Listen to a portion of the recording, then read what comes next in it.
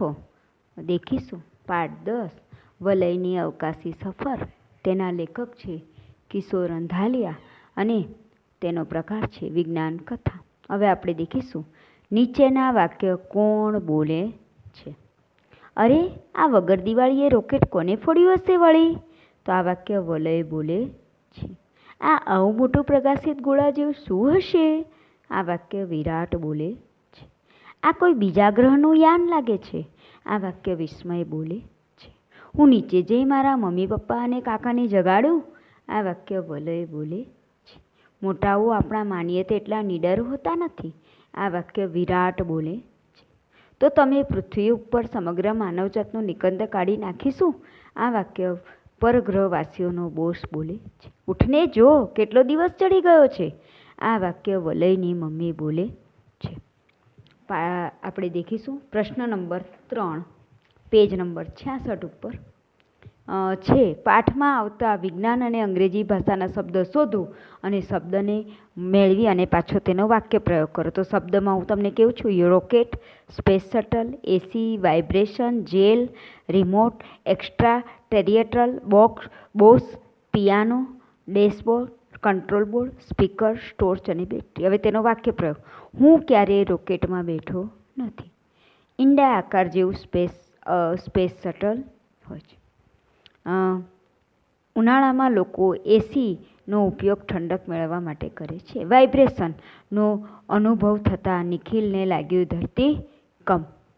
એનો અર્થ બી લખવાનો છે. એટલે તમારે લખવાનો કે રોકેટ એટલે અવકાશીયાન, સ્પેસ શટલ એટલે અવકાશયાન, એસી એટલે વાતાનુકૂલિત યંત્ર, વાઇબ્રેશન એટલે ધ્રુજારી, જેલ એટલે કેદખાનું ગુનેગારો માટે જે હોય છે, રિમોટ નિયંત્રકનો ઉપયોગ ટીવી ચેનલ બદલવા માટે થાય છે. ઉડતી રકાબી એક્સ્ટ્રા ટેરિટરલ એટલે પરગ્રહવાસીઓની શોધ લાગે છે. અમારા કાર્યાલયના બોસ એટલે ઉપરી અધિકારી. પિયાનો એટલે પશ્ચિમનું વાદ્ય સરસ વગાડે છે. પરગ્રહવાસીએ ડેસ્કબોર્ડ એટલે ગણક યંત્ર. આંગળી ફેરવીને આંગળીઓ અટકી ત્યાં કંટ્રોલ બોર્ડ એટલે નિયંત્રણ કક્ષ. સ્પીકર સાંભળવા માટેનું સાધન જેવી રચનાઓ અંગ્રેજીમાં અવાજ આવ્યો. ટોર્ચ બત્તી, બેટરી વીજ સંગ્રહ સ્થાનથી ચાલે છે. તમને આવેલા સ્વપ્ન વિશે લખો. તો એક રાત્રે મને સપનું આવ્યું કે મારી મમ્મી મેળામાં લઈ ગઈ. હું આંગળી પકડી મેળામાં ફરતો હતો. ભીડમાં આંગળી છૂટી ગઈ. હું મમ્મીને શોધવા લાગ્યો, રડવા લાગ્યો. લોકોએ મને એક બાજુ લઈ જઈ બેસાડી દીધો.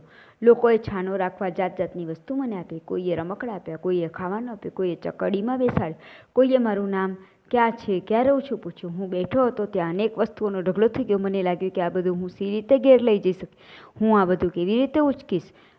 જો મારી મમ્મી મેળામાં ઝડપથી મળી જાય તો આ બધું એને ઉચકી લેશે. હું પાછો આંગળી પકડી લઈશ. રડવા લાગ્યો. ત્યાં એકાએક મારી આંખ ખુલી ગઈ ને હું મમ્મી સાથે પથારીમાં સૂતો હતો. હવે છે ખરા ખોટાની નિશાની. દિવ્ય સારો છોકરો છે. આ વાક્યમાં સારો એ ગુણવાચક વિશેષણ છે તો ખરું. પ્રાતિજનું નાનું શહેર છે. વાક્યમાં નાનું ક્રમવાચક વિશેષણ છે. ખોટું, આ ક્રમવાચક નથી. દોડ સ્પર્ધામાં તેને 3જો નંબર આવ્યો. વાક્યમાં ત્રીજો એક ક્રમવાચક વિશેષણ છે. ખરું, ત્રીજો ક્રમવાચક છે, સંખ્યાવાચક નહીં. નિધિએ 100 રૂપિયા લઈ મેળામાં ગઈ. આ વાક્યમાં 100 એ સંખ્યાવાચક છે. ખરું, આ સંખ્યા જ દર્શાવી છે માટે સંખ્યાવાચક છે. હવે છે એકમાંથી અનેક શબ્દ બનાવો. નીચે આપેલા ઉદાહરણ મુજબ તમને હું સમજાવું છું કે ભા એટલે ભાવ, ર એટલે રમત, ત એટલે તલવાર. આ ભારત ઉપરથી આટલા બન્યા.